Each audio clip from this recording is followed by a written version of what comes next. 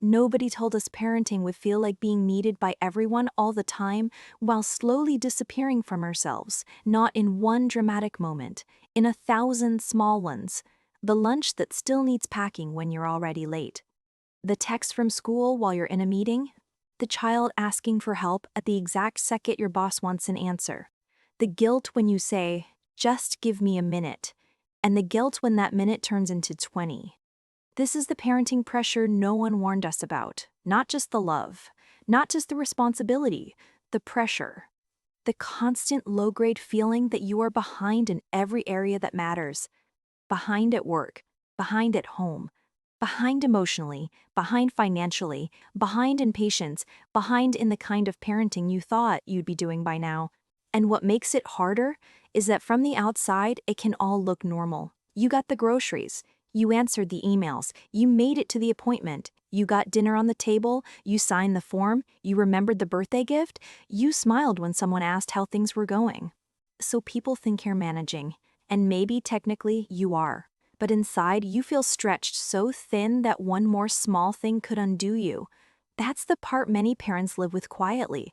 Because modern parenting is not just raising children, it's project management, emotional regulation, scheduled coordination, conflict resolution, risk assessment, meal planning, digital supervision, mental load, and somehow, in the middle of all that, you are also meant to be present, grateful, calm, financially stable, physically healthy, emotionally available, and deeply fulfilled. It's too much. And yet so many parents keep telling themselves the problem is that they need to be better at it. More organized, more patient, more disciplined, less reactive, more consistent, less tired. But what if the truth is simpler than that? What if it's not that parents are weak? What if the load is just genuinely heavy? Because there was a time when parenting pressure looked different. It was still hard, still exhausting, still emotional, but now it comes with an extra layer of intensity that never really turns off. Now your child's school can contact you instantly. Other parents can reach you instantly. Your job can reach you instantly. Your phone can remind you of everything you forgot, everything everyone else seems to be doing better, and everything your child might need next. There used to be more gaps in the day, little pockets of mental silence. Now even your stress gets interrupted. You can be worrying about your child's behavior, checking the calendar, answering work messages, thinking about money, remembering you forgot to reply to the teacher, and trying to stay calm while someone is shouting for snacks from the other room. And somehow, that becomes a normal Tuesday. No wonder so many parents feel like they're always on edge. No wonder so many feel touched out, talked out, decisioned out. No one warned us that parenting would ask us to absorb so much pressure, without looking like we're under pressure at all. Because that's part of the performance now. Not just raising children, performing okayness while doing it. You're supposed to be tired, but not too tired. Honest, but not messy. Devoted but still productive, present but still ambitious, selfless but still somehow taking care of yourself beautifully. It's an impossible standard, and parents feel it everywhere. You feel it when your child struggles and you immediately wonder what you missed. You feel it when they are melting down in public and you can sense the eyes on you. You feel it when another family seems more relaxed, more organized, more together. You feel it when everyone talks about boundaries and routines and core memories as if there is a simple formula you somehow failed to learn. Sometimes the pressure is loud, the bills, the time, the behavior, the school issues, the exhaustion, but sometimes it's quieter than that. Sometimes it sounds like this: I shouldn't be this overwhelmed. Other parents cope better. Why am I so irritated? Why does everything feel hard? Why do I love my kids so much and still want everyone to stop talking for 10 minutes? That last question carries a lot of shame for people, but it shouldn't. Because love and overwhelm can exist in the same home, gratitude and depletion can exist in the same body. You can be deeply devoted to your children and still feel crushed by the relentlessness of what parenting demands. That does not make you cold. It does not make you selfish. It does not mean you were not made for this. It means you are human inside a role that has become heavier, faster, and more emotionally loaded than many people ever admit. And the pressure starts earlier than most of us expect. It starts with a feeling that every decision matters so much. What they eat, what they watch, how they sleep, how much screen time is too much, what tone you use, what consequence is too harsh, what consequence is too soft, whether they need more support, more independence, more structure, more freedom. And once you start carrying that level of responsibility, it can feel like every problem has your fingerprints on it. If your child is anxious, you wonder if you passed it on. If they're behind in school, you wonder what you missed. If they're glued to screens, you wonder whether you gave too much access. If they're angry all the time, you wonder if the house feels too stressed. If they don't talk to you, you wonder if you got the relationship wrong. Parents blame themselves for things that are much bigger than them. And yes, parents matter. Of course they do. But so do the conditions families are trying to survive in, the cost of living, the pace of life, the loss of community, the lack of rest, the pressure to produce, the way work follows people home, the way children are growing up in a world of comparison, stimulation, and constant demand. A lot of what parents are calling failure is actually overload. That distinction matters. Because if you think the problem is that you're failing, you'll keep attacking yourself. You'll keep trying to become some calmer, better, more optimized version of yourself while ignoring the fact that you are already functioning under intense strain. But if the problem is overload, then the conversation changes. Then the issue is not just your patience, it's your capacity. Not just your parenting style, your nervous system. Not just your child's behavior, the atmosphere everyone is living in, and this is where so many families get stuck. A child is dysregulated, the parent is dysregulated, everyone is exhausted, but nobody gets to slow down long enough to name what's happening. So the house fills with misunderstandings, the child looks difficult, the parent looks reactive, but underneath, both may just feel unsafe, overloaded, and desperate for relief. And here is the brutal part. Parenting pressure rarely arrives one clear crisis at a time. It piles up. The poor sleep, the clutter, the homework battles, the snack requests, the forgotten uniforms, the emotional outbursts, the financial stress, the worry about your teen's mental health, the endless admin, the nagging fear that you're not giving enough of yourself to anyone. And when pressure piles up like that, it changes you. You become less patient than you want to be. You start rushing people. You stop finishing your own thoughts. You feel resentful and then guilty for feeling resentful. You fantasize about silence. You dread the part of the day that used to feel manageable. You hear yourself say things in a tone you hate. You apologize. You promise yourself tomorrow will be better. Then tomorrow arrives just as full as today. That cycle wears parents down. Not because they don't love their children enough, because they are running on emotional fumes. And parents don't always recognize burnout when it shows up in family life. They think burnout means collapse. It doesn't always. Sometimes it looks like numbness, irritability, brain fog, going through the motions.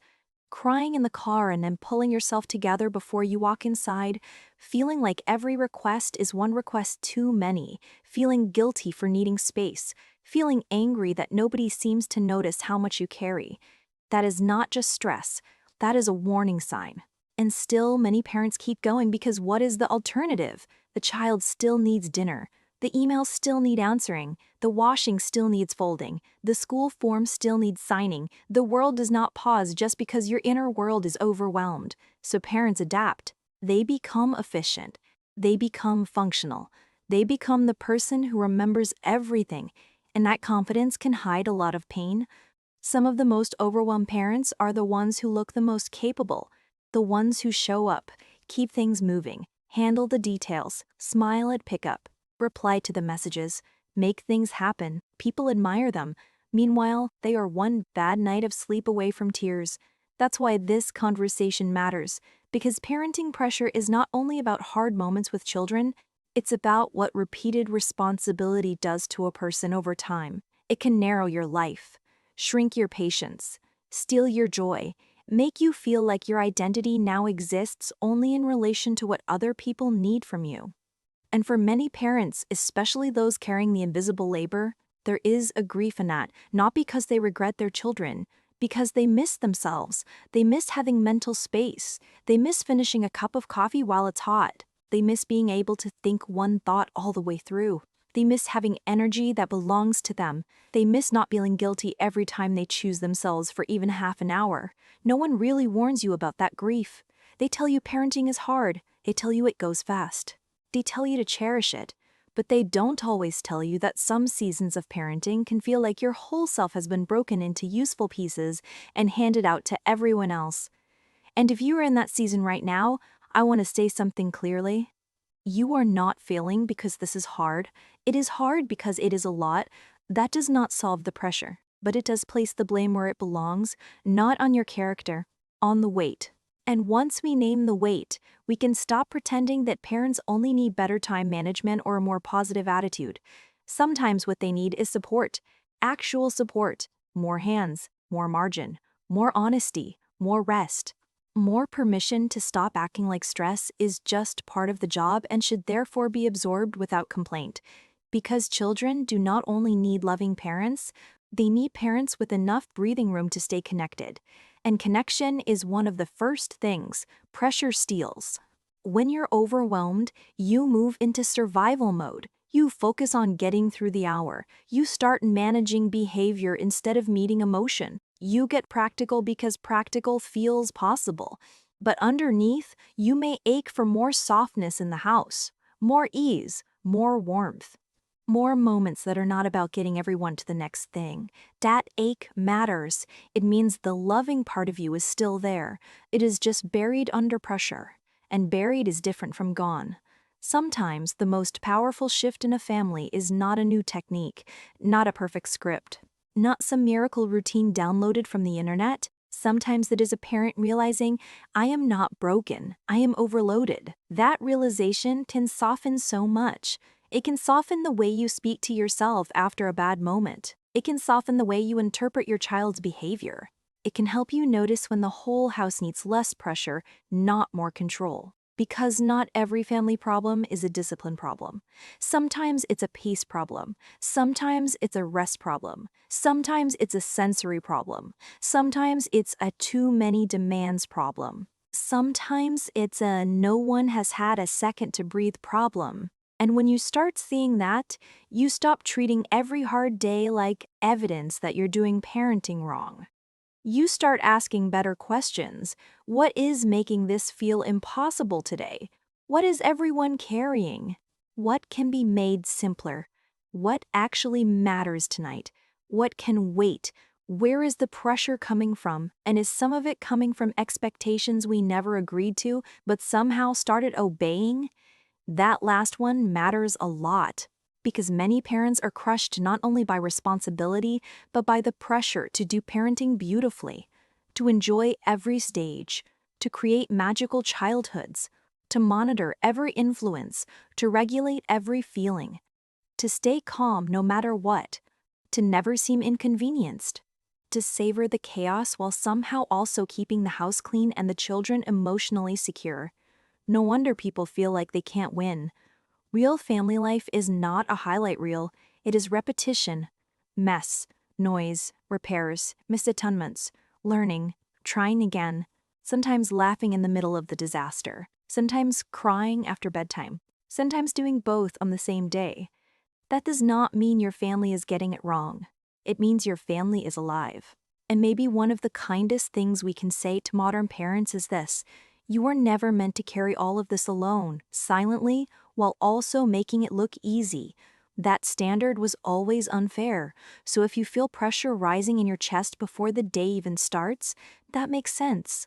If you feel touched out, decision fatigued, emotionally wrung out, that makes sense. If you find yourself longing for space and then hating yourself for longing for space, that makes sense too. You are not the only one living this. You are not the only one viving this. You are not the only one finding it heavier than expected. You are not the only one who loves your children fiercely and still feels flattened by the weight of everything around that love. And maybe that is where relief begins. Not in pretending parenting is lighter than it is. Not in forcing gratitude over exhaustion. Not in comparing yourself to the families who seem calmer from the outside. But in telling the truth. This is a lot. I am carrying a lot, we are living under a lot, and I deserve compassion inside that truth. because pressure loses some of its power when it gets named. And once it is named, you can start protecting your family from it a little more carefully.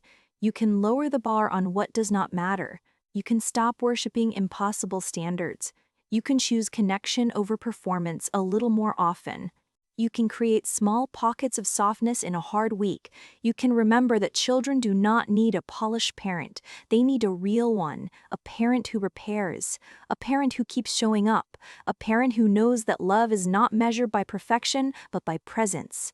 And sometimes presence looks very ordinary, a calmer reply than yesterday, a hug after a hard moment, a dinner that is simple instead of impressive, a phone left unanswered for 10 minutes, a bedtime that is less efficient but more connected, a parent who sits on the edge of the bed and says, "It's been a big day, hasn't it?" Those moments count. They count more than the impossible standard ever will. So no, maybe nobody warned us properly. Nobody explained how relentless it could feel, how invisible the load could be, how easy it would be to lose yourself while trying to be everything for everyone.